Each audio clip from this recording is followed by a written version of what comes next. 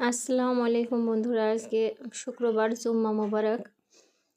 অনেকেই আমরা আমাদের এই কলমি শাক নিয়ে বিভ্রান্তিতে ফেলে, মানে অনেক ভিডিওতে আমরা দেখি যে কলমি শাক পানির ভিতরে রেখে ওইখান থেকে গ্রো করে তারা খাচ্ছে। এটা হচ্ছে টোটালি মানে ভ্রান্ত ধারণা। একটা পটের ভিতরে পানি রেখে সেখানে কলমি শাকের ডাঁটা রাখে।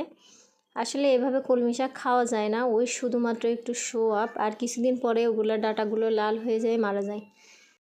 আসলে যারা নিজের হাতে কলমি শাক চাষ করে খেতে চান বা টাটকা জিনিস খেতে চান, তারা এইভাবে ট্রাই করতে পারেন।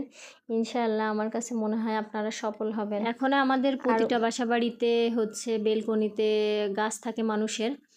এই যে এভাবে বোতলের পটে করে আমি কিন্তু টোটালি আমি কলমি শাকের পাতা দিছি, ও উপরে হালকা একটু মাটি দিয়ে এভাবে করে লাগিয়ে দিচ্ছি। ইনশাআল্লাহ দেখে কত ভালো হয়।